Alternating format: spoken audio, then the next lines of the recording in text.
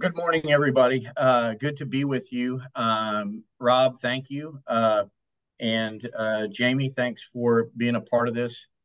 We really look forward to giving really a full-scale view of what we're doing, including and a little bit of a roadmap here is that we're going to take you through uh, the trust as it legally exists, and they've existed for many many years. I mean, back into the 1500s, actually, trusts were around even further back than that. But and case law developed, and these trusts have been around for a very long time, particularly spendthrift trusts.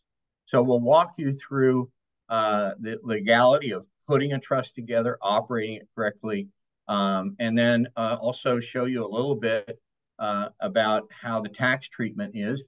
But we have expert uh, taxation people who will help anybody through the use and taxation of their trusts. So that's a little bit of a roadmap for where we're going. I have been practicing about 33 years, admitted in Texas and California, but have practiced in all U.S. states under general counsel rules, actually about 30 U.S. states under the general counsel rules, which is just you go in and practice with somebody who's admitted there. I am a former adjunct, taught out in California at Chico State University for over a decade, and had a double major there. And I actually operate two of these trusts myself, and advise people and have been advising people on trusts for 3 decades. So those are my credentials. And one of the things I'd like to really encourage you to do is get a piece of paper and a pencil and put it by your side and get an opportunity to write questions down and even reference the slide that you may have a question with. So when we come to that time, you haven't forgot the slide, you've kind of got the idea, and we can expressly and very intelligently address any question or concern that you might have. Now, these disclaimers you probably see them all the time, but this is for information only. This does not develop an attorney-client relationship. It's not financial advice. It is showing you how these trusts operate. We're not establishing an attorney-client relationship here, nor any other relationship other than to inform and encourage and let you know exactly what we're doing at Nexus with our spendthrift trust. So to the extent, again, you have questions there, I'd be happy to address those. So let's just start with what are these trusts and what are we doing here? So these are actually called non-grantor, irrevocable, discretionary, complex spendthrift trusts. Say that 3 times fast. It is a very nuanced and indeed complex operation of the trust, but that's why you have lawyers and accountants coming alongside you to help you with it. It is a wonderful tool for estate management, limits your liability because the assets go into the trust and they're protected in the trust. It helps you to defer taxes for as long as you operate these trusts.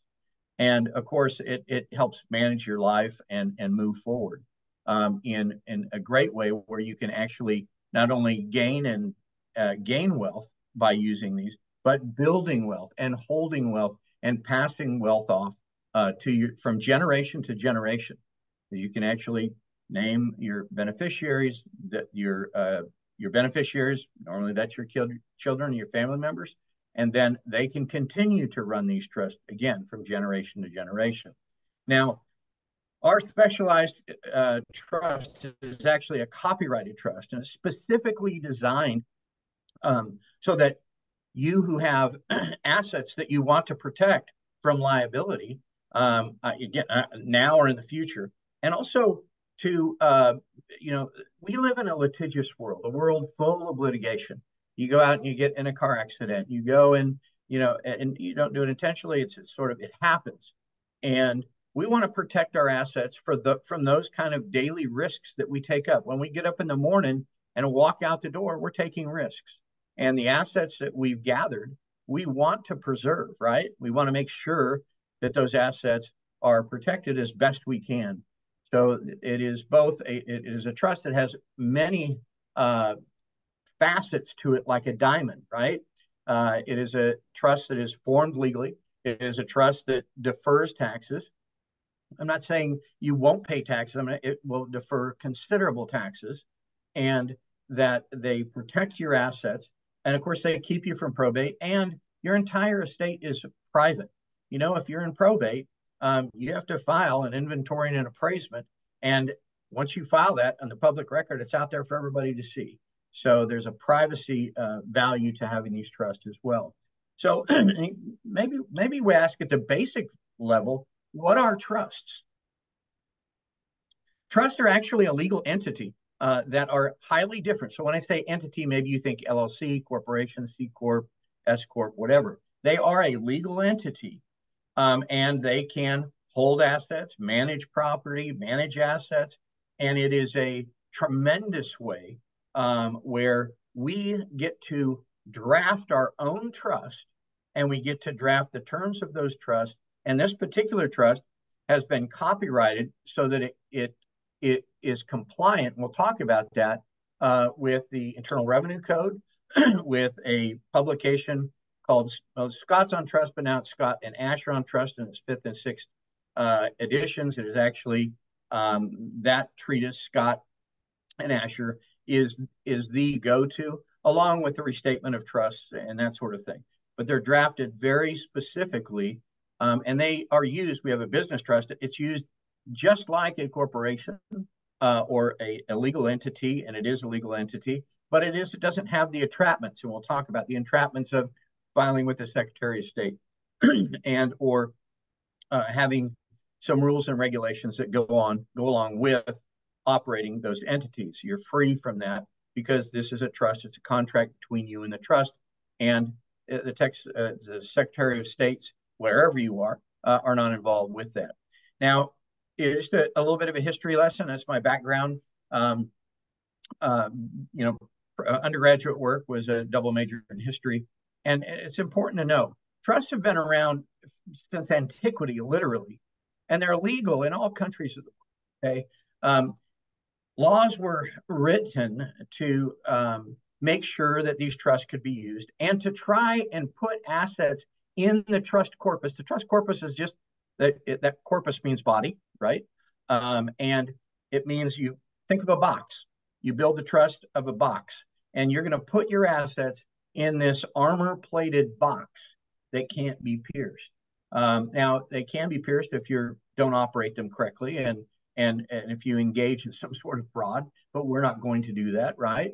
These trusts go into the corpus, and they are beyond the reach of creditors. Now, again, there are certain, for instance, child support or committing fraud or that sort of thing. But the assets in these trusts are highly protected and are, generally speaking, beyond the reach of creditors.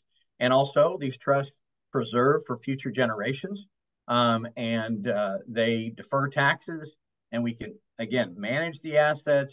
And we sort of avoid really minimize some of the complexities that maybe you've heard about. We're going to create this LLC and that LLC, and then we're transfer it to this and here. No, we're going to have a managing document here that really manages your assets, defers taxes, and builds wealth generation to generation. In some ways, we're just going to have a simple beneficial trust for someone who doesn't run a business. In other situations, we're going to have a business trust. You're going to have a dual trust structure, but we'll get to that, which is what I operate, where you have a business trust that pours into your beneficial trust. And again, that's all for to be able to defer taxes and to protect your assets and to build wealth. So oftentimes we are trust legal?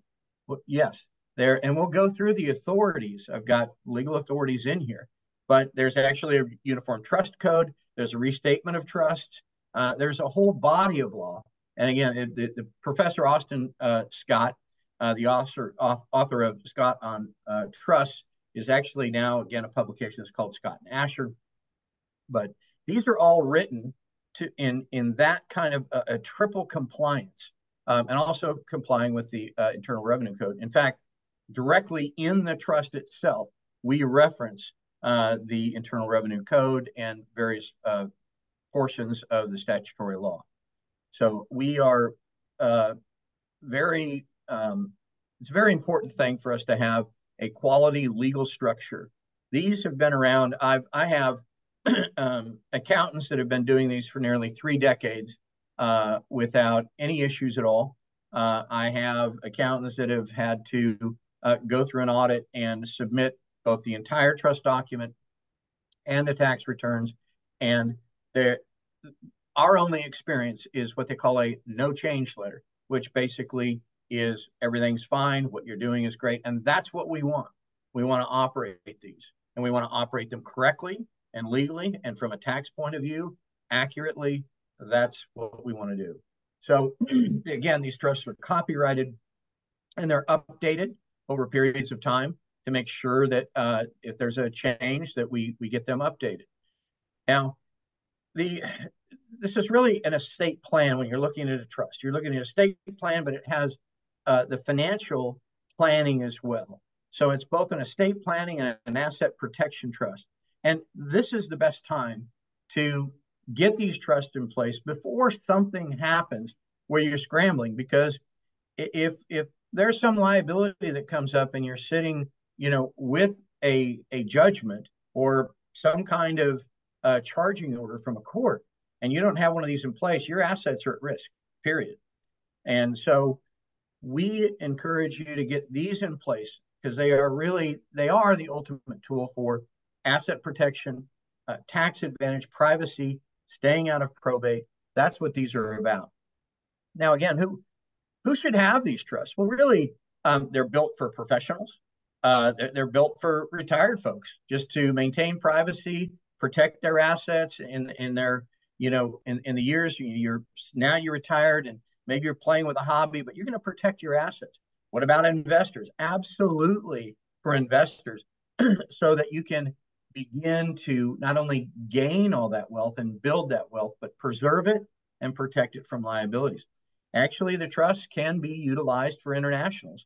And I'll quickly say as a disclaimer there, wherever you, if you're not a citizen of the U.S., because these are U.S. domiciled trusts, and they're applicable to the U.S. Internal Revenue Code and the laws associated with that, is you can have your trust here and operate it here, but you'll have to check with your own laws of where you reside to see if there are any tax issues associated with that. Now, these are important slides because there's so many things that are out there with regard to these kind of trusts.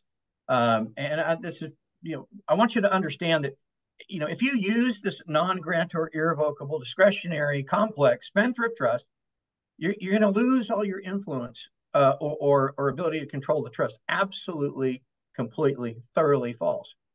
Yes, you place them into this trust, and it is an irrevocable trust, but you, as the trustee and the compliance overseer, you manage those trusts, okay? And it's particularly true with these type of trusts. In fact, you can and should retain the management over the trust, but the trust actually owns the assets, and that's how we protect it from personal liability.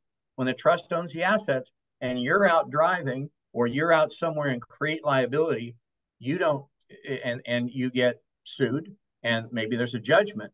The assets are in the trust, and it's your liability, not the liability of the trust. All right. So I want you to clearly understand that, because it's a really like I said, a strong box of steel, that, think of it that way in terms of asset protection. Now, what if I use these type of trusts, non-grantor, irrevocable, discretionary, complex, spendthrift trust? Okay, that's the last time I'll say that. What about the beneficiaries? Do they get control over them? Not at all. In these trusts, beneficiaries in a non-grantor trust like this They don't have any power over the assets in the trust. In fact, you can add, subtract, multiply, or divide your beneficiaries at any time. That's why this trust is called discretionary. Beneficiaries only get whatever the trust allows them to have. In fact, when they set these trusts up, we don't like. I actually have quite a few children, and I don't put, well, you're going to get X amount. It's a discretionary. They're named as beneficiaries, but we do not state how much they're going to have because it's going to be discretionary. It could grow, it could reduce. And so that's a common misconception about trust. Well, if I name the beneficiaries, they're going to be a nightmare to manage. No, they are not. Okay. Now, a lot of people have thrown out there this IBC, the International Business Corporation, is better than these trusts. Again, this is absolutely not true.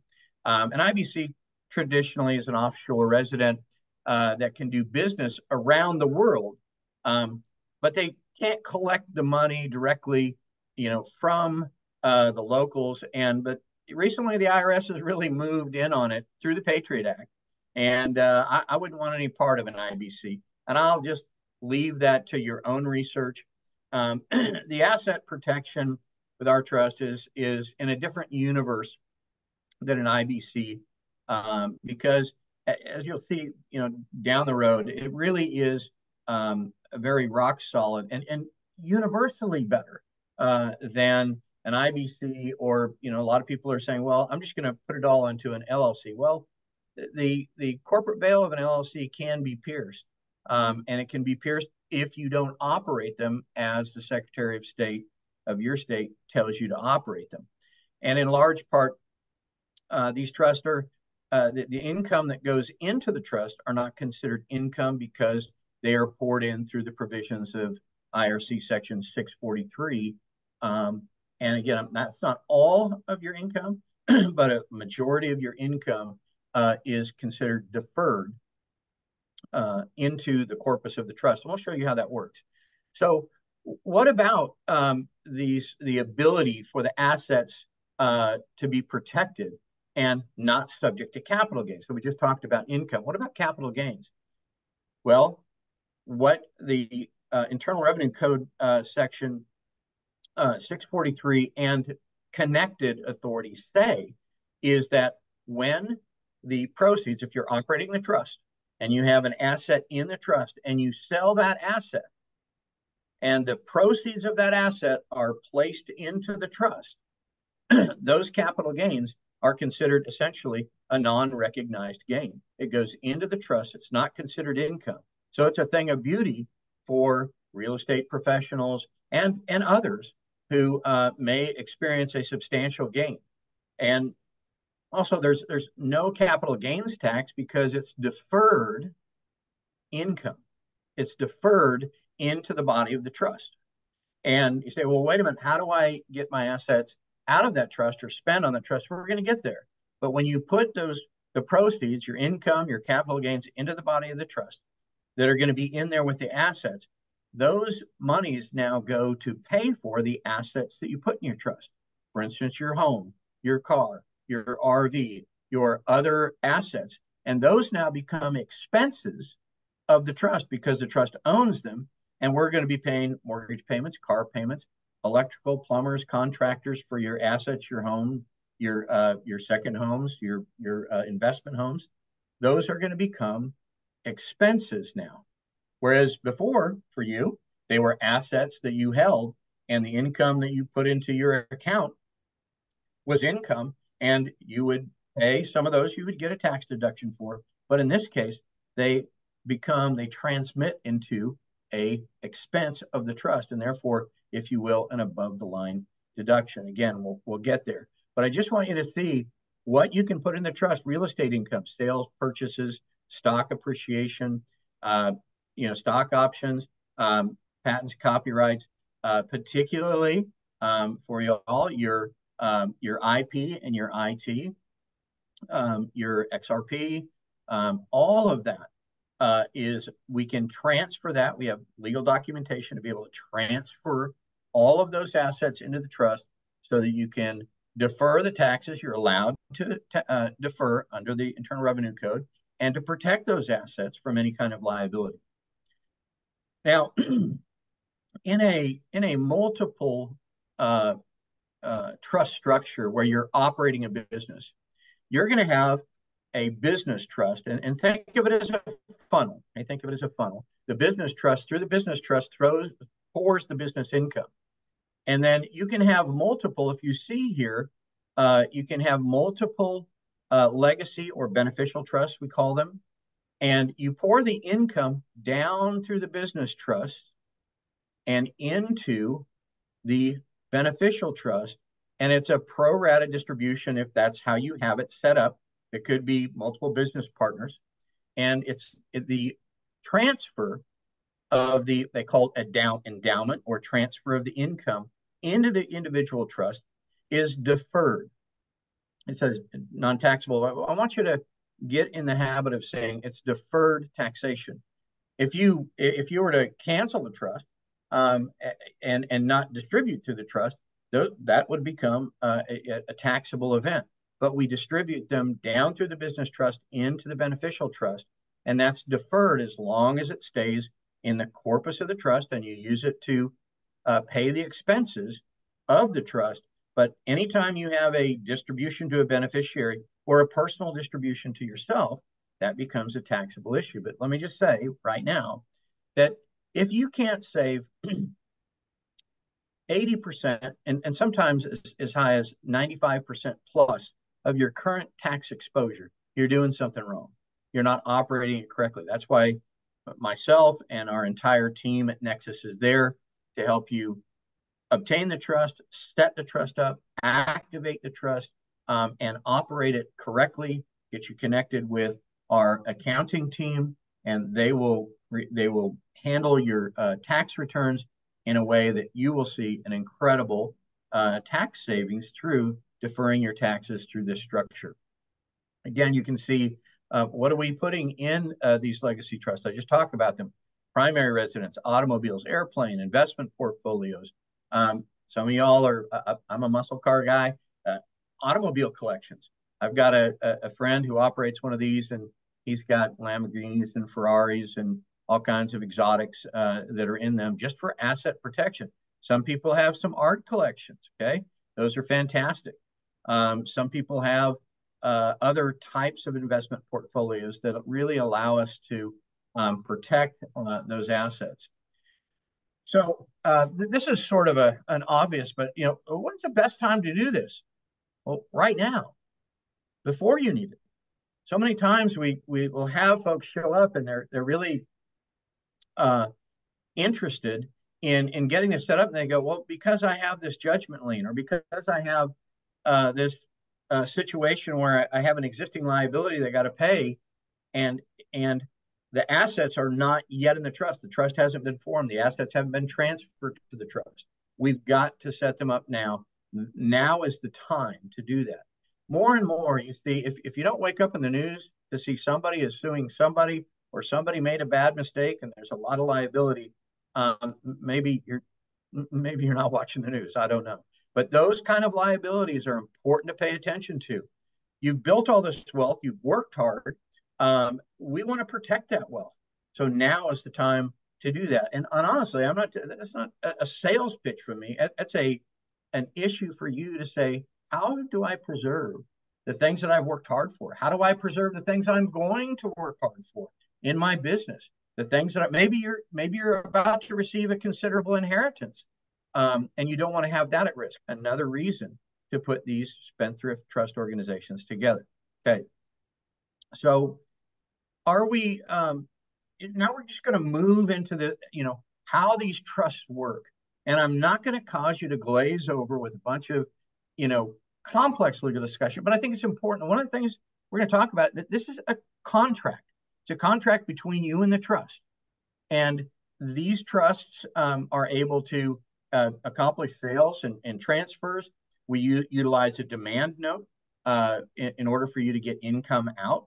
We're going to talk about how the seizure of assets are very difficult out of these trusts. Unless you commit fraud or you've got some child support due, There's actually a split of authority on that, meaning there's different case law associated with that. But bankruptcy courts, any other courts that seek those assets, I'll actually show you some case law where these assets cannot be seized. We're going to talk about extraordinary dividends. Under the Internal Revenue Code section 643, when the assets are poured down into the beneficial trust, those are declared to be extraordinary dividends under the code. And that is how we defer the taxation by putting them in the trust corpus in accord with the governing instrument. The governing instrument is the trust. And that's, whenever the IRS looks at these, which is, I've got a guy who's been doing the tax returns here for 25 years and has only one situation where he's been audited, no change letter. And they're a secret squirrel to the Internal Revenue Service. They know about them. They know exactly what they are. They've been around for a long time, and a lot of wealthy people use them. And that's because they need to be operated in a business-like manner. But that's why we're here to help you. Okay. So it is about contract law. It is about this contract between you and the trust. And just again, quickly through some authorities. Black's Law Dictionary is the place you'd go. If you wanted to go find a definition, where would you go? You go to Webster's, right? Well, the Black's Law Dictionary has the legal definitions, and a trust is simply defined as a right of property, real or personal. So real property is dirt and houses, and basically any other kind of property is called personal property. In fact, in the code, it's often when they say, well, what's personal property? It's everything that's not real property. That's how they define it. And so the trustee holds the legal and equitable title to the property. So the trustee is on behalf of the trust holding for the benefit of the beneficiaries. And it's a contract, and we'll talk about that in a second. Okay, now here's a kind of a nice picture for you. Now, although the trustee does not hold property of the title, it holds property, they do not own the property. The trust owns the property. So if you look at this little image here, where you see the settler and you see the trustee, and the assets are transferred and created by the settler, who goes away, and that really you can use settler or grantor interchangeably. Once they set up the trust, they resign and go away. That's why it's called a non-grantor trust. And then the trustee manages, all the assets are placed into this trust right here, okay? And then for the benefit of the beneficiaries, and then the trust assets are held here, and they're protected in this trust corpus. And that's procedurally how the assets are placed and protected in these trusts. Now, a spendthrift organization, here's again more legal information for you. They're created through a contract in the form of a declaration of trust or a manifestation of intention, the terms and conditions of a spendthrift trust organization. Say that 4 times real fast. It's a declaration of trust, and it's your trust document. And literally, the Internal Revenue Code, when it talks about how we give tax treatment, says you need to give tax treatment in accord with the code, the Internal Revenue Code, and in accord with the governing instrument. And that's what we're talking about. So when you form these contracts, as I said before, it does not owe its existence to any act of legislature. It's not an LLC. It's not a corporation. Its existence is really under Article 1, Section 10 of our Constitution. No law can be passed to impact or change or harm our right to contract. And so we create the trust, we hold it privately. It's not filed with anybody anywhere. You hold it in your trust booklet, and you operate it in accord with the terms and conditions in the Spendthrift Trust. Now, I sort of got ahead of myself there, but the authority for this is Article 1, Section 10, Clause 1 of the Constitution. A little constitutional law here. All right, so no state or government can impose a tax upon your right to contract and impose fees or impact or try to in some way interfere with your right to have this trust and operate your trust. And again, these trusts, these type of trusts, have been around, with me for decades, but they've been around long before that. We're going to see some case law, I think, 1893, and there's case law even back into the 1500s about these spendthrift type trusts. Again, there it is, right from the Constitution. And again, your right to contract is constitutionally guaranteed when you create these trusts. And the courts actually can determine the enforceability of contracts, generally on policy grounds. But what that simply means is, yes, these trusts are legal. They are legal under the Constitution and under the state courts because it's your right to contract. And again, as I said before, these trusts are not subject to the rules and regulations of a legislature of your state or anywhere else. Now, here's some of the authorities that I'm talking about. Elliott versus Freeman, a great case again that talks about, the Secretary of State can't come in and say, hey, by the way, now you're going to pay a franchise fee on your business trust. That's not going to happen. Hey, we're going to impose a tax on these trusts for these rules or regulations in your state. That's not going to happen. Look at this 1911 case. So it is a thoroughly legal trust organization that is just not subject to the control of state legislators, controlled by the governing instrument.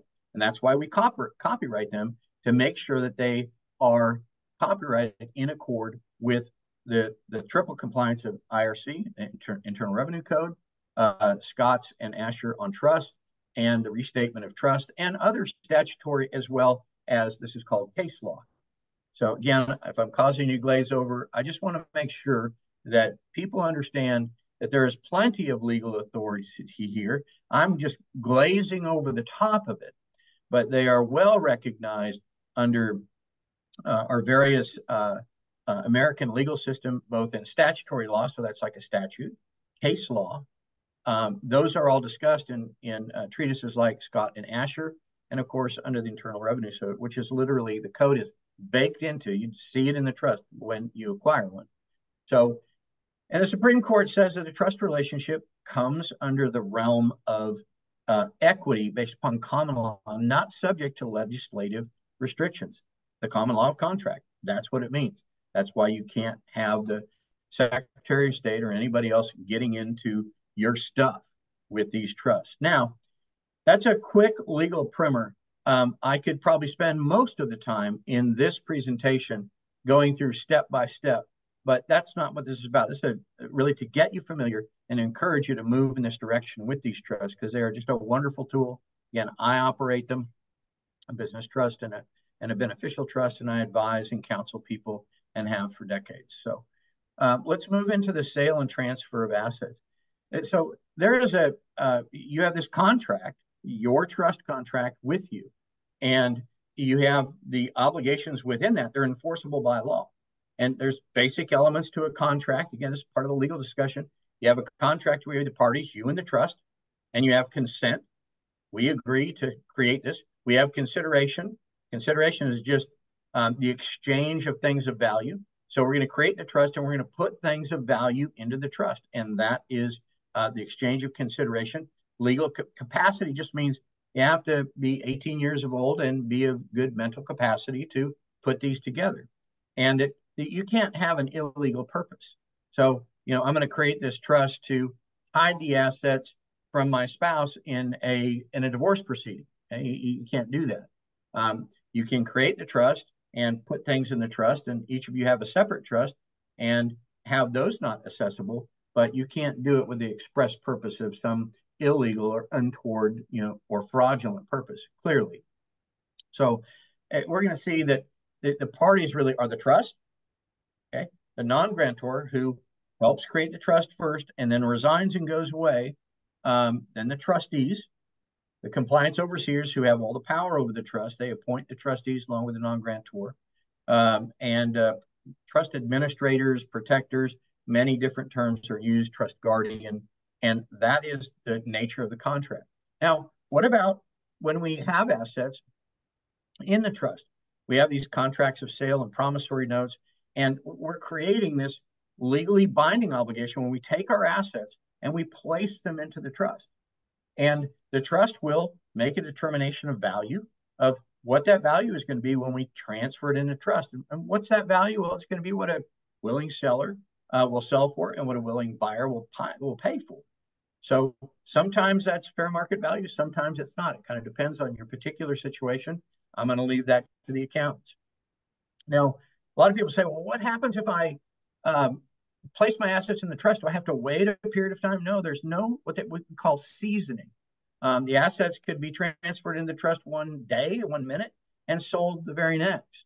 But you have to have a correct transfer in and a correct transfer out, and you have to do it properly, working with your accounting side and your legal side.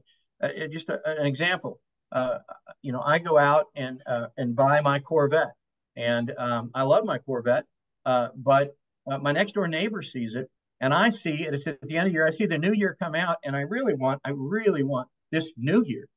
And in a week, my neighbor comes to me and he goes, "Really, I'd like to buy your other Corvette."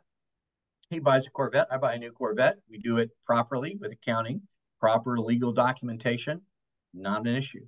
So assets can move in and out of the trust properly and legally. A lot of folks say, well, when I put it in, how do I get the asset out? How can I sell the asset? It is a very doable process, but you need to have your advisors walking along with you. Now, demand notes with these trusts are used to allow you, and again, I'm going to leave this to an accounting discussion that's more nuanced, but we use a demand note and look at the entire value of your estate, and we have a demand note between the trust and you. And a demand note is a demand note that says, hey, when I demand it be paid, I want it to be paid.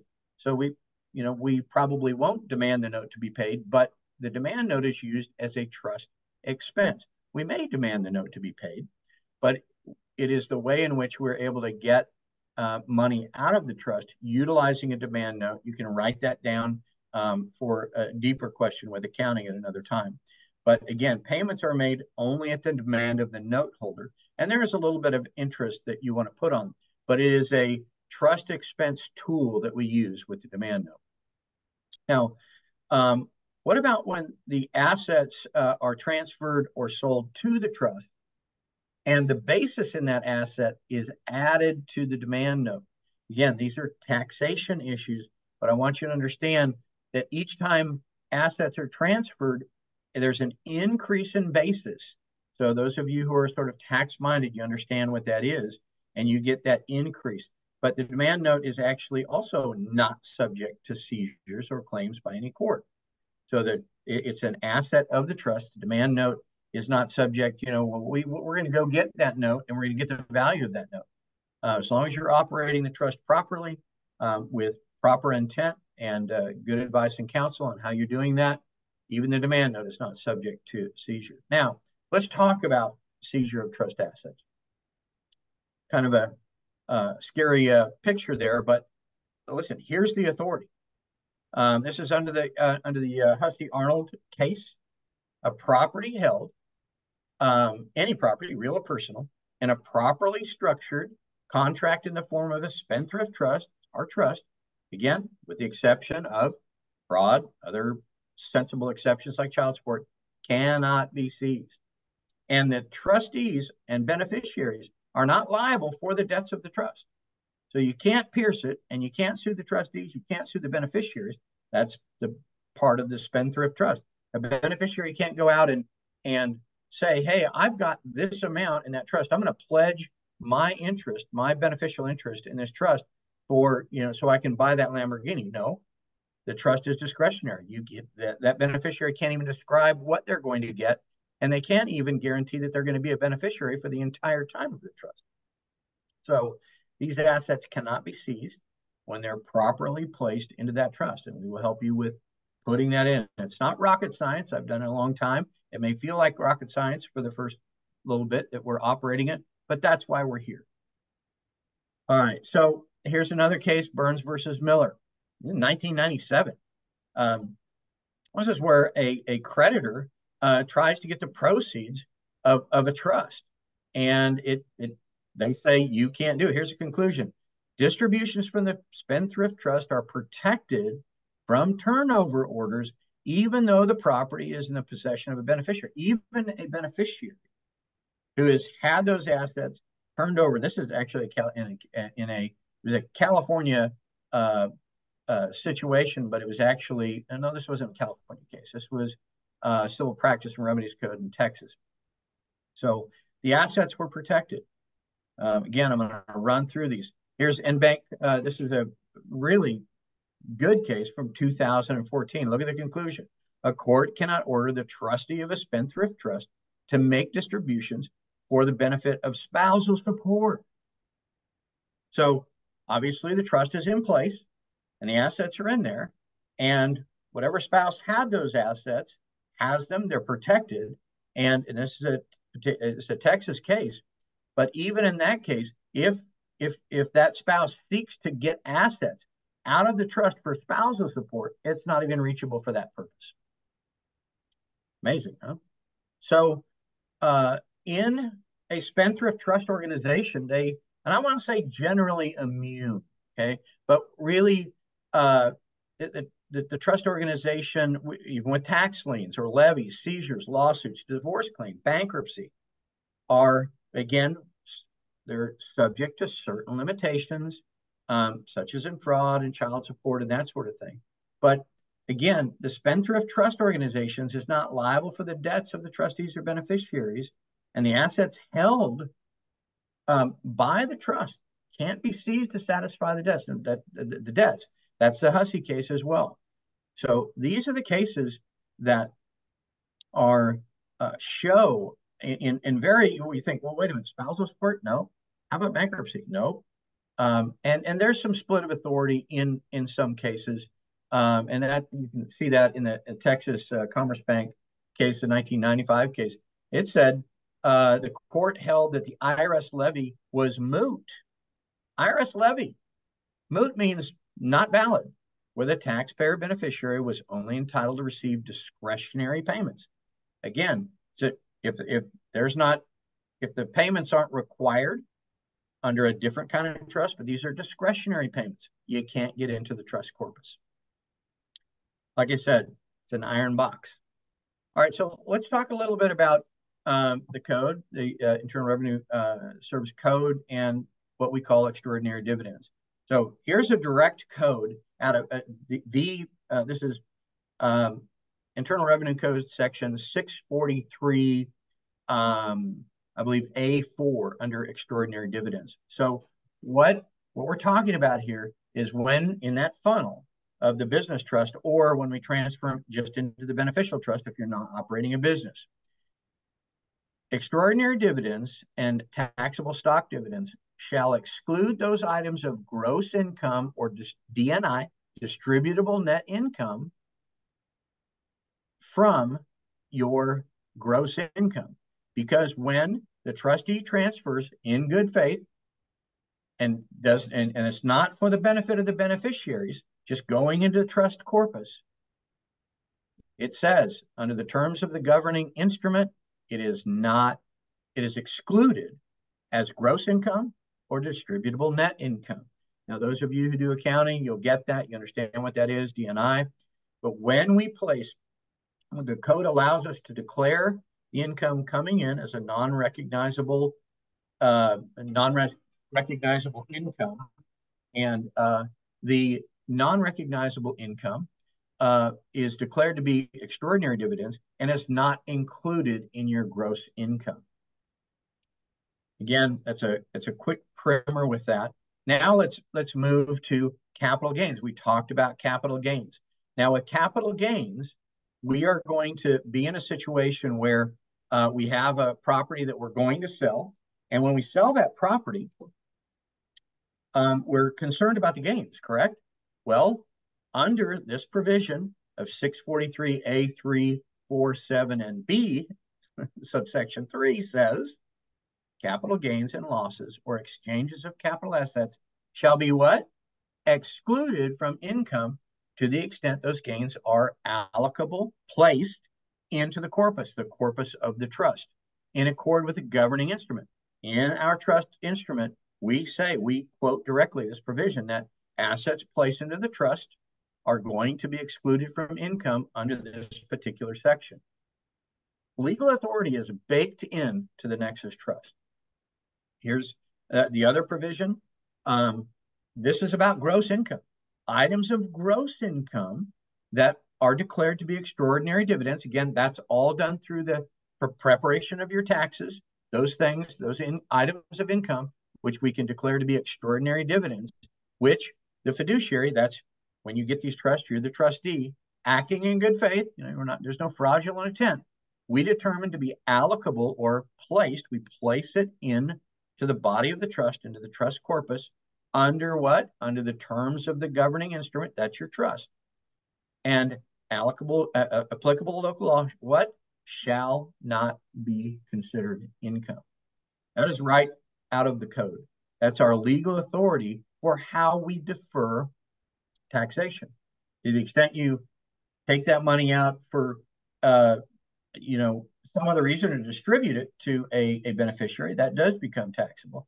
Again, a lot of times you might ask, well, wait a minute, how am I going to pay my expenses? We're going to get to that, because what are your expenses generally? I would say 90 to 95% of our expenses are payment for our house, our vehicles, our homes, our second homes, our investments, and that sort of thing. Because those assets are in the trust, they become expenses, trust expenses. And so what was income now becomes a trust expense. So a majority of the items that you weren't able to write off now are trust assets, and they become trust expenses. That's how we defer your taxes. Again, we have folks that are deferring, 90+% because of the way you operate your trust. Again, there are some exceptions to this. We commonly call it food, fun, and fashion. Okay, that means a trust doesn't eat, a trust doesn't dress itself, and a trust generally doesn't entertain itself. So there is a certain amount of income that will be just on a 1041 out of this, that you will be that will become a part of taxable income. But again, you're going to be able to defer a good portion. And again, it's going to depend person to person. I don't want you to land on a percentage. I'm just going to say, if you can't defer, 80 to 95% of your income utilizing these trusts, we need to have a discussion. Okay. Now let's talk about that. A lot of people, wait a minute. We're avoiding taxes. That's illegal, right? No, it's not. It absolutely is not. Here's why.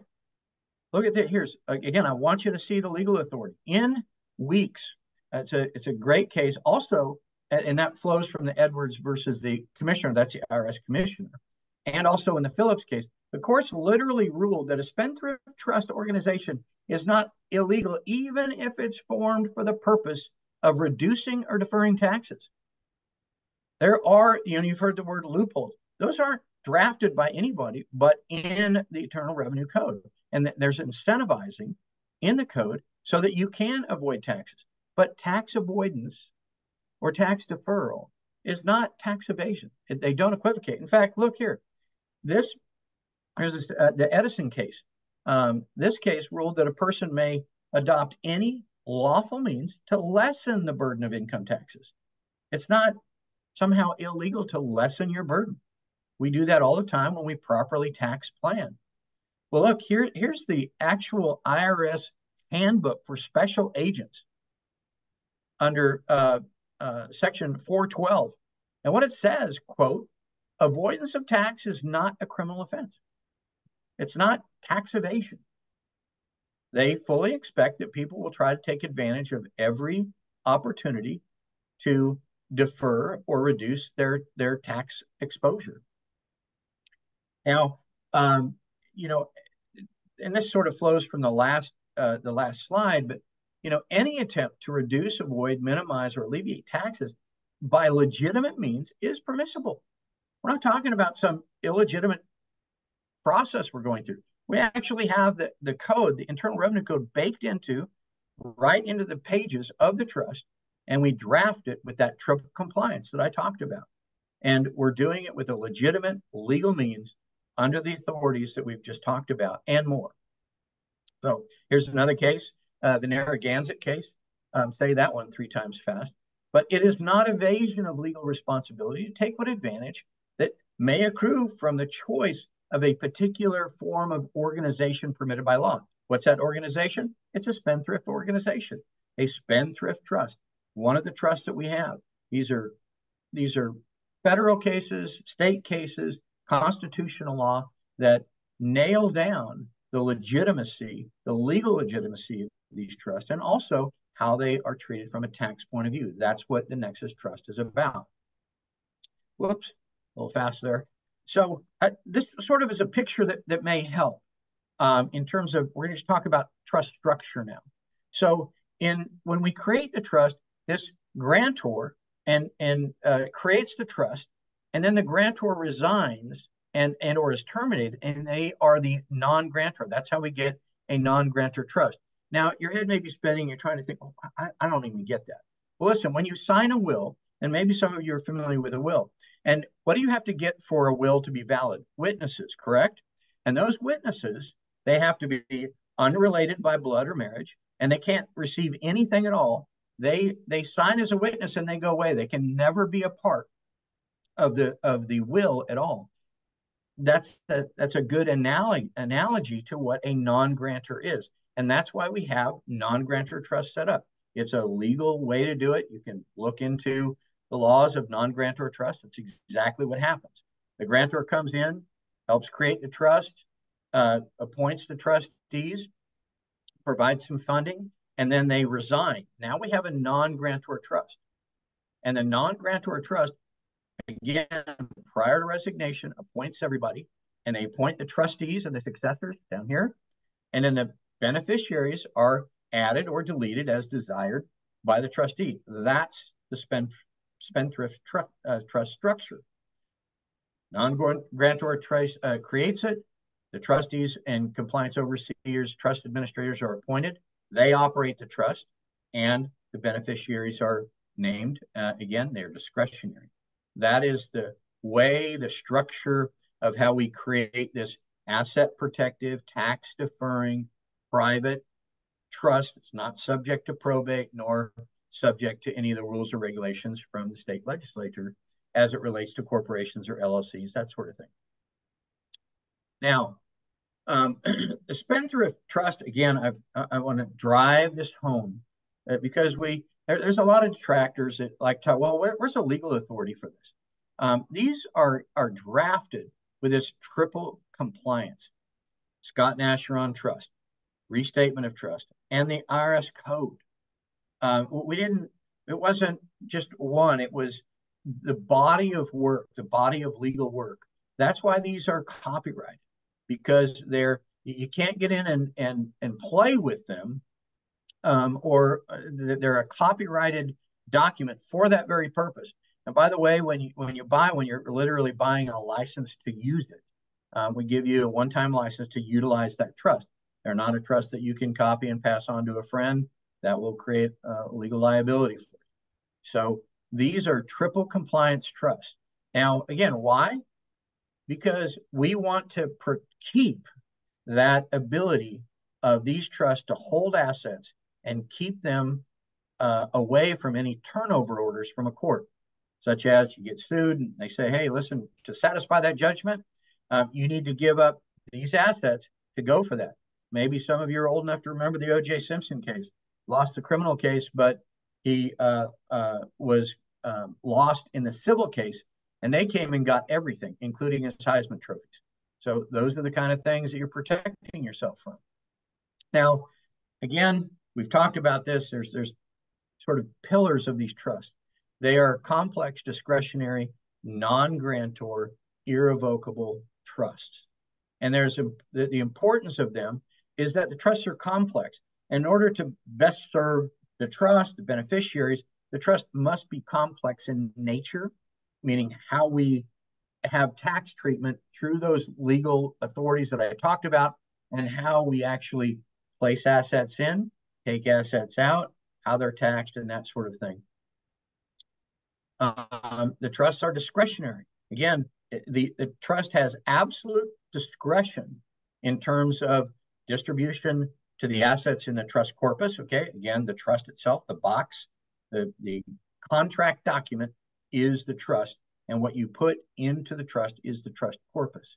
And also, it's discretionary as to distributions to the beneficiaries. These are all baked in as a part of the legal compliance for these trusts. They have to be, as I said, they have to be, let's see if I can get there. There we go. Complex. They have to be discretionary. And with regard to discretionary, if any single percent, if you were to name a single percent, oh, so Bobby's going to get 25%. I'm not going to talk about anybody else. You invalidate the trust as a non-grantor, irrevocable, discretionary, complex spendthrift trust. I've said that a few times, haven't I? So you have to, you put them down as the beneficiaries, but we don't name the percentages. And that's not a big issue. If you have in your mind that you want to have a specific amount, you can. We're just not going to put it in the trust. Now, what I talked about earlier is that this doesn't affect the asset protection if you were to name a specific amount for a beneficiary, but you could very much adversely affect the taxable structure of the trust. And I cite that authority there under 643. That's why we don't list in our trust the actual amounts of that any beneficiary, because that beneficiary could be, because it's discretionary, you may say, you're out as a beneficiary. Well, wait a minute, I was supposed to get 25%. No, we're not going to name any of those amounts for that very purpose, because beneficiaries can be added, subtracted, divided. All right. So why is it a non-grantor? The non-grantor designation exempts the trust from, and maybe you've heard this term, alter ego status, that allows, in the case of a corporation, somebody with a corporation who's operating it not like a corporation, but in their own name.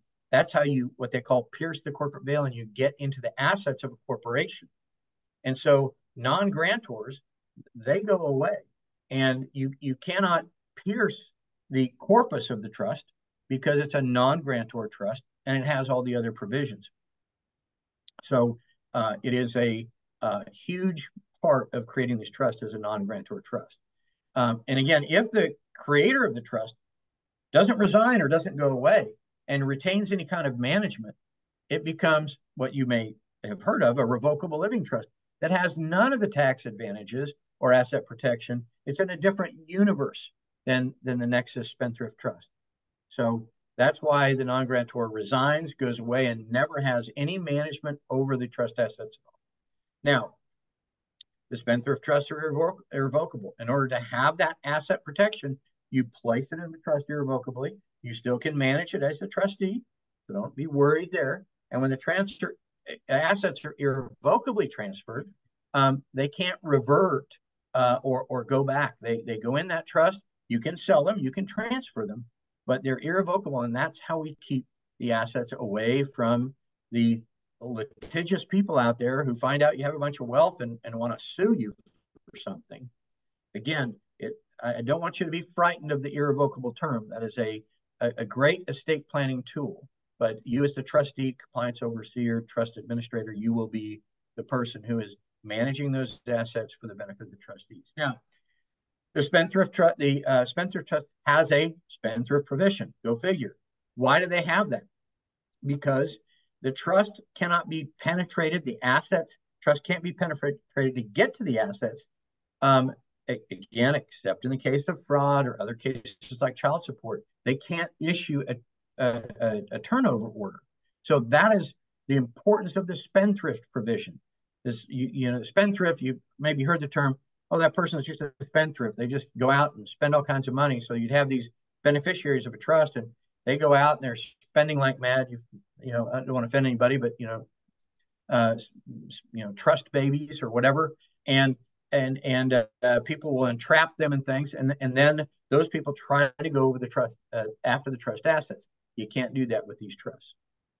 So what can the trust do? Let's sort of move into these expenses. Again, I'm going to give you a qualifier here. I'm not a CPA. I'm not an accountant, but I've been doing these a long time, and we're going to refer a lot of these to the actual tax preparer, CPA, whatever. We've got enrolled agents, we've got CPAs, we've got accountants, with multiple degrees that do this work. But I want to walk you through this, and you'll be able to see this, and you'll be able to talk with your tax planning people. But I will be a part of that as I help you legally transfer assets in and out. So, or counsel of your choice. So let's just talk about this. Authorized trust expenses. Now, expenses that are needed to operate, maintain, or manage the trust or its assets. So interest, taxes, repairs, maintenance, tax press, supplies, all those are expenses of the trust.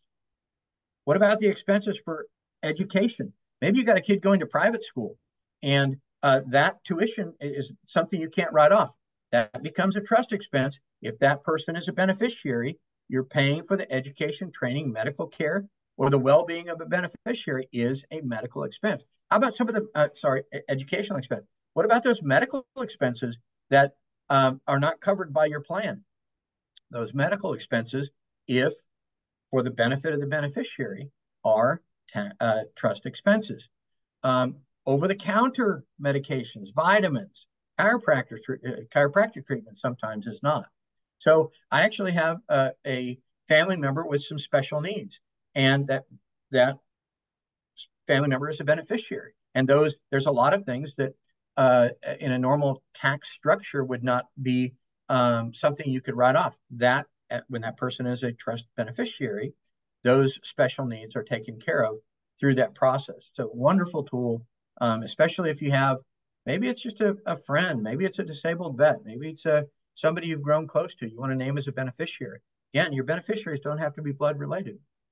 And if they're a beneficiary and you want to help them, and you get a tax benefit from those trust expenses for the benefit of the beneficiary.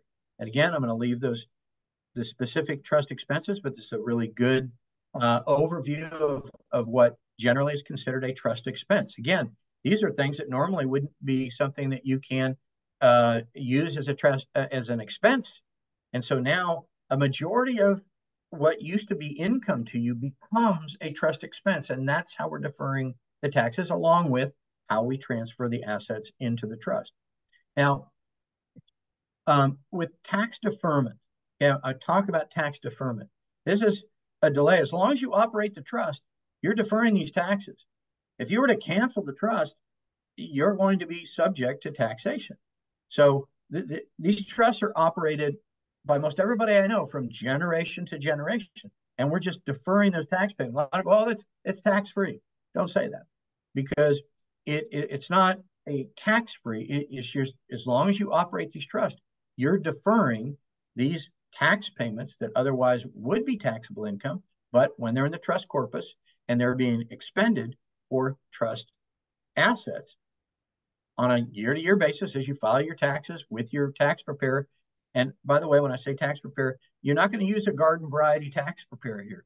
You're going to use a tax preparer who's very familiar with these trusts and can prepare. That's a very specific tax return that is one that, again, when I say garden variety tax preparer, I mean, no disrespect at all, but they're ones who generally don't deal with these kind of trusts, and you need someone who's very familiar with how to handle the trust expenses and how to prepare your taxes. Year over year, you'll be able to defer the taxes. And as this simply means this income will not be taxed until the funds are distributed to beneficiary. So if you make a distribution to a beneficiary, that'll either be, a 1099 or a K1, depending on what you're operating. Okay. And again, I just threw out there some tax stuff. I'll just say, however they're treated, the distribution to the beneficiary will be taxed to the beneficiary, but not to the trust. Okay. And by the way, let me go back there. By the way, a beneficiary can receive up to X amount. I think it's about 16,000 per year. But you make those distributions. Again, you can make that distribution, and you still are allowed to distribute to your beneficiaries, your kids, other people. I think it's up to 16. Maybe it's 16,000. Maybe it's more than that. But it won't have anything to do with taxation with your trust. But the beneficiary, if you're careful with how you distribute it, won't have a taxable event either. Now, again, I'm going to go through some of these trust expenses. So with the exception of food, clothing, personal grooming, going to a movie, etc. The Your monthly budget is greatly reduced because, again, your need for monthly income will be less because the trust is paying for what was used to be your monthly budget. And your monthly budget, that was income that you had to declare on your 1041. Now it's trust expenses. So what was income to you now is a trust expense. And that's how we're reducing and deferring your taxes. Now, in the issue of expenses, and let me kind of get to that. With the exception of what I just talked about, the food, fun, and fashion, all the expenses must be paid to a third party and not paid directly to you as a trustee or a beneficiary. So you don't go into the trust corpus, hey, I owe that guy $1,000, take $1,000 out and give it to him. You'll set up a bank account. You get an EIN number for this trust. You set up a bank account. You'll have a debit card, and you can pay them out of that account with your debit card. You can set up, for instance, a Venmo account to your trust account and pay out. It's much better to have a bank statement. I know Venmo or Zelle or whatever has statements, but you're going to pay out of the trust account. You're not going to take that money to you directly. So, for instance, auto pay for your mortgage, auto pay for your auto insurance, auto pay or a check. You can go and have bill pay, right? And bill pay to your various vendors. That's going to be paid to a third party. You're not going to take the money to yourself. You just have this bank account with all your trust assets in it, and it will be paid out to third parties. Those are not income for the purposes of creating income liability, because all payments, with the exceptions that I gave you, paid to the third party for trust expenses are not income to you, are not counted as income. Again, you have to maintain those receipts and records, and your bank statements. I'm a big receipt keeper. I really encourage people to keep receipts. Your bank statements are good. We'll get to mileage and that sort of thing. There's some great mileage tools out there that literally, as soon as you hop in your car, are there. But to maintain those assets, maintain those receipts. What about education? I talked about this. So distributions made by the trustee for expenses, tuition, room, board, clothing, fees, special fees in school-related organizations. Some of you are going, oh my goodness. Those are trust expenses for the benefit of the beneficiary? Absolutely. I haven't been able to write them off. Now you can. Okay, again, you're going to work with your tax professional, but most education institutions actually have a student fund account. That's how we get to a third-party payment. You're not going to take that money to yourself and then give it to your kid, your beneficiary, whoever.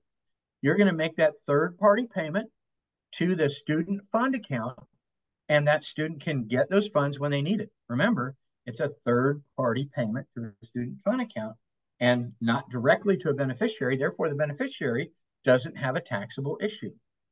Most educational institutions have these student fund accounts. Use those so it doesn't create a taxable event to your beneficiary who is in school. Now, again, all property, all assets and values in the corpus of the trust are for the beneficiaries of the trust, and the trustee is simply the manager, caretaker of those trust assets. That's how we're managing payments to third parties and that sort of thing. And that's how we defer taxes. And that's how we are the caretaker of this non-grantor, irrevocable, discretionary, complex spendthrift trust. I did say I was going to say that many times, but that's all right. You guys will get used to it. Now, the trustee actually holds this authority to utilize, upkeep, care, provide for access to the trust. Goodness. And so there are going to be things that the beneficiaries need and want, and the fiduciary duty with regard to the trust assets are part of how the trustee operates and distributes the trust assets for the benefit of the beneficiaries.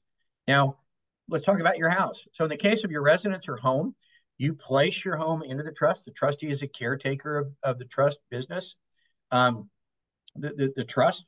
And so now we're paying the expenses of your mortgage payment, your contractor, your electric, your gas, that sort of thing. You're taking care of the property. Now, oftentimes, the trustee, you're going to use one of the bedrooms to stay in while being a part of the trust. So there's a way that we address that, and there's a certain amount that oftentimes is held back from a taxable point of view for maybe rent you would pay for the use of the trust property, but all the expenses for it are there for you. It's a tax treatment, and the little bit of income that comes from the rent is declared. Again, remember I said not all income is going to be deferred, but a very good portion of it, and your tax person will help you with that.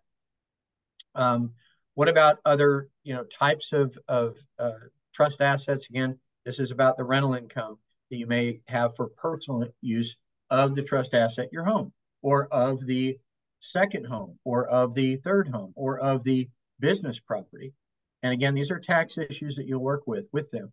But the trust is going to pay for the majority of expenses related to those trust assets, but you are going to incur some declarable income as a part of your usage of those trust assets. Same thing with vehicles.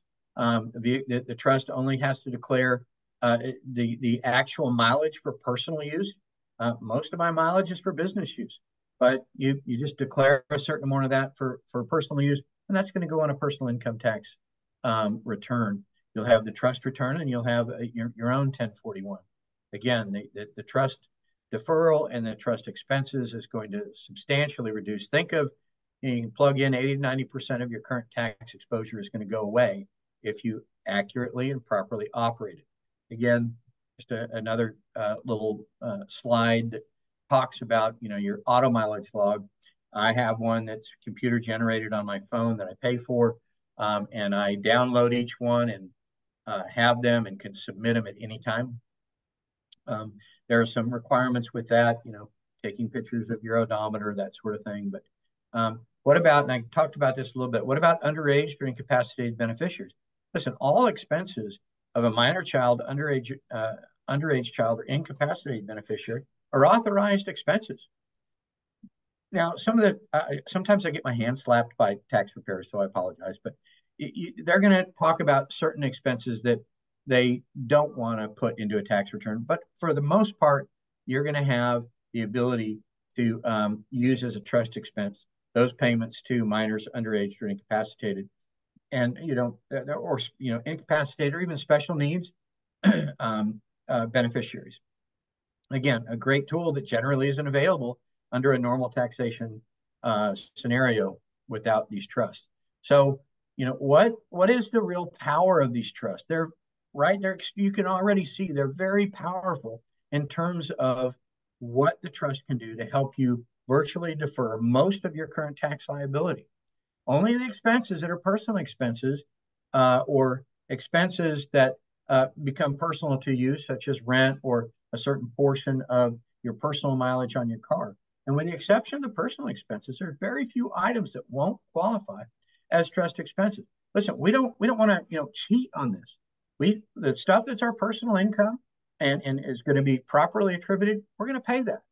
There's no need to overreach with these trusts. You're going to get great tax deferral, and trust expenses that will do a great job. Now, let's look at these are actual tax return summaries. Okay, these are summaries, not tax returns, that show you legally how you can properly defer tax liability. All right, so here's just a simple beneficiary trust. It's not a business trust. I'll do the business trust in a minute.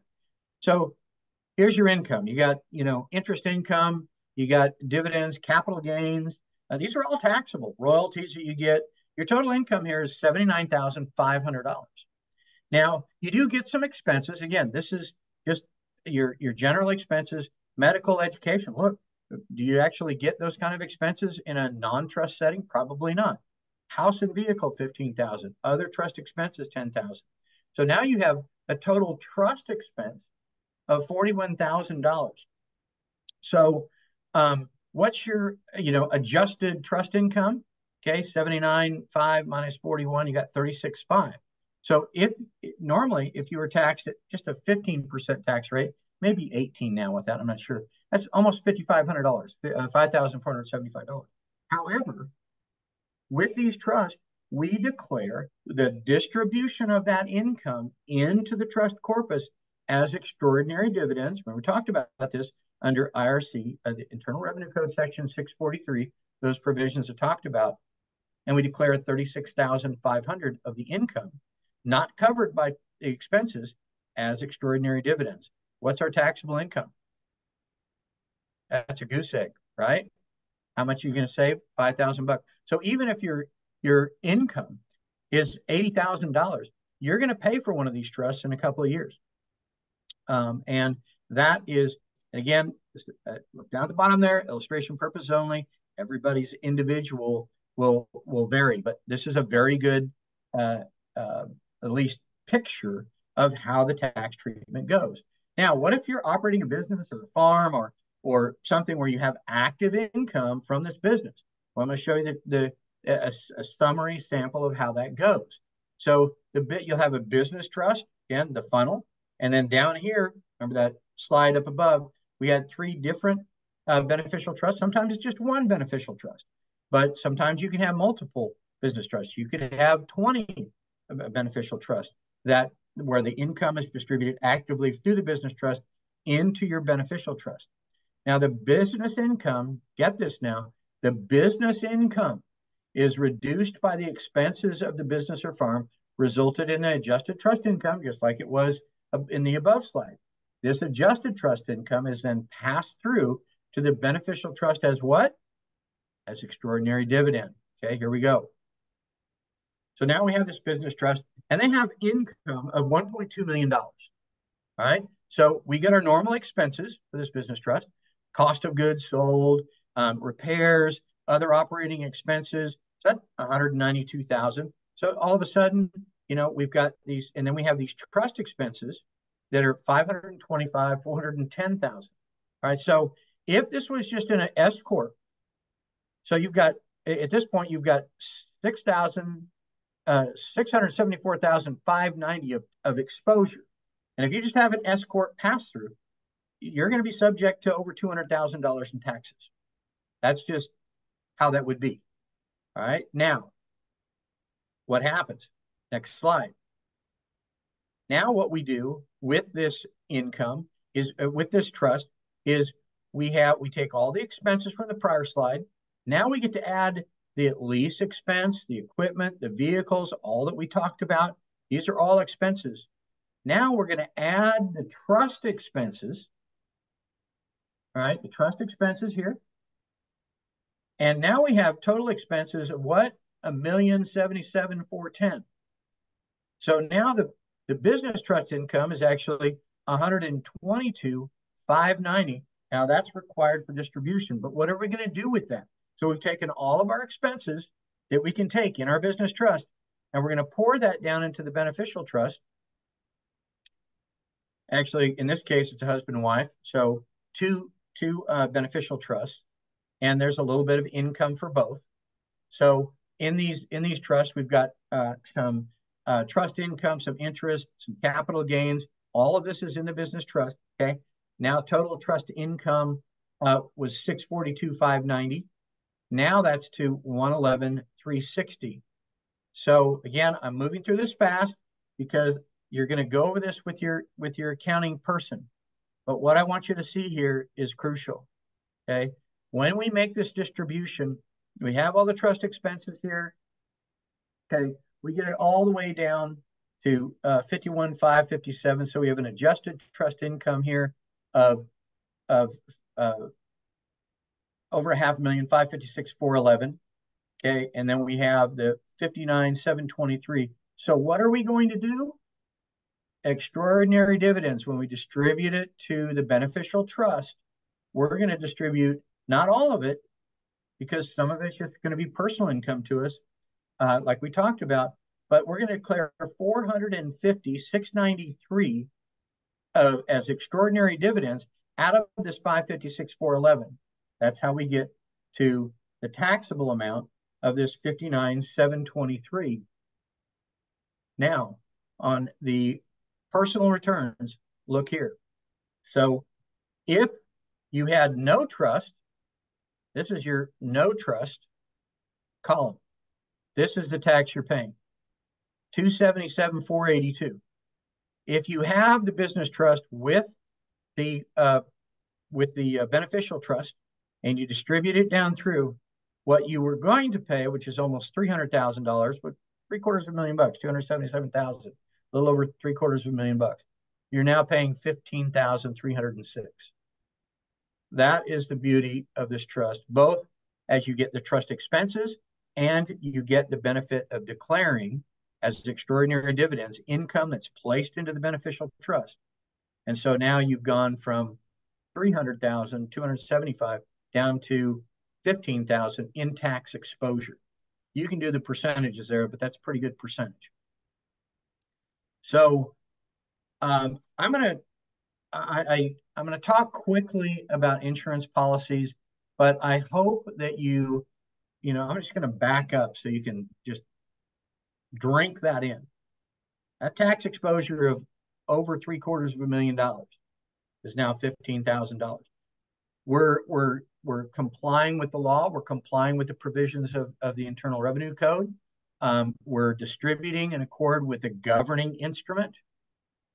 And this is the way we can defer that kind of taxation. And again, for as long as you operate those trusts from generation to generation, the trust pays for itself. Literally, the trust pays for itself. And again, the trust pays for itself. And then, year to year to year, that kind of tax deferral is really just retained income for you. I know retained income or retained earnings is an accounting, but you're retaining the income that you would otherwise pay under normal taxation structures. So take a deep breath. I know that was a race, but I do want you to get this good summary. And I want to just talk quickly about insurance policies because I know some folks utilize these kind of structures with these trusts. So for insurance policies, so a spendthrift trust actually can hold and purchase insurance policies on the trustee or the beneficiary. Okay. Now, the death proceeds from these policies that are tax exempt when passing through to the trustee or the beneficiary. Because, by the way, an insurance policy payouts are also not a probatable asset because the insurance policy already has a beneficiary designated. So they're not only subject to probate, but they also pass tax exempt when passing to the trustee or the beneficiary with this insurance policy. And the policy is written, hold their tax exempt status. So that's a pass through, literally, they're tax exempt on those policies. Then that's again, I'm going to give you the authorities. It's not IRS, it's actually IRC, or Internal Revenue Service Code 772. It's tax exempt transfer. Now, what about the benefits of the policy can be distributed to the heirs of the holders on the death of that person? So get this, payments of the demand note being after tax dollars when converted to their heirs, it's a pass-through tax-free. Again, there's a lot of technicality that I just want you to know with these insurance policies. You can pass on the benefits of the policies and to the heirs of the holders at the death of that person. So they're held in the trust corpus, and through the payment of the demand note and that sort of thing, they can pass through tax-free. It's a wonderful thing. So let me just give you a quick example. Trust buys a $10 million insurance policy on the trustee. $1 million is used to purchase the insurance. And let's say we're using a UIL, is that right? Universal Life Policy, yes. And it's paying a 7% return, okay? This is a great structure that, Jamie or others can talk with you about. Now, here's how that works. The trust borrows, let's say, $70,000 on the value of the insurance. The trust carries the note payable on the loan. The $70,000 goes into the trust bank account, and then the trustee draws a $70,000 tax-free payment from the demand note because we're going to add that to the demand note. Another great way to get some cash value out of those UIL policies. Now, what happens with when the trustee dies, successor trustee steps in? Well, the trust still receives the insurance proceeds, and the trust pays off the note payable that we just talked about, and the balance goes into the demand note at with the original trustee. So it all goes back in. So what happens? The heirs inherit the demand note, and the principal is what? 100% tax free. So, and the policy value stays out of the insurer's estate. Okay, it's not going to go into the estate; it's going to stay in the trust. Another great tool that smart people like Jamie and others who also utilize those insurance trust structures can talk about. Okay, that really concludes my part of the presentation. You can all kind of take a big deep breath. I bet you your notepad is or maybe should be full with questions. And we're going to take an opportunity to do that. But I'm really going to encourage you to take action now to build, retain your wealth, and protect your assets. And we know that y'all, as digital perspective followers, are looking for ways to clearly build and retain your wealth. So I'm going to turn this back over to Rob Caston, and you can close us out, Rob. Okay, thank you. Can you hear me okay? Yeah, I can hear you great. Okay, great. Well, thank you very much, Jeff. I can now see why you are the legal counsel for Nexus International. And I do appreciate everything that you have thrown at us here. And I do say that loosely, throw it at us. I think a lot of Honored to help. people will need to watch this not just once, but 2 or 3 times with their notepad, and then come back to us when we do a live call with the Digital Perspectives group with Brad Kimes. And for anybody that would like a personal consultation or the trust intake information form, reach out to me. You see my contact information on the bottom of this slide, Robin Caston. My cell phone direct for either calls or a text would be 702 872 2720, or you can reach me at robin.caston@nexus.com. And if you have any particular questions for the legal counsel, Jeff Wagner, or for Jamie Fogel, she is very experienced on the insurance side also. We will do our best to answer all your questions and help you with your needs to protect your assets and to build and retain your wealth. So on that You note, know, Rob, it was a great what you just said about you may have to listen to it a few times. Please do that. yes, Please, yes. take your time when you go through it because there's a lot there. And when we, go live with some questions and that sort of thing, we can address those, go through. But take your time and go through it. That's awesome. Really a pleasure and an honor to be with you. And I certainly hope the Digital Perspective group will take time to go through this. We'd love and be honored to help them. Okay, great. Well, thanks everybody. Thank you, Jamie. Thank you, Jeff. And we look forward to working with everybody through the Brad Kimes Digital Perspectives group. Thank you very Great. much and goodbye. Bye bye.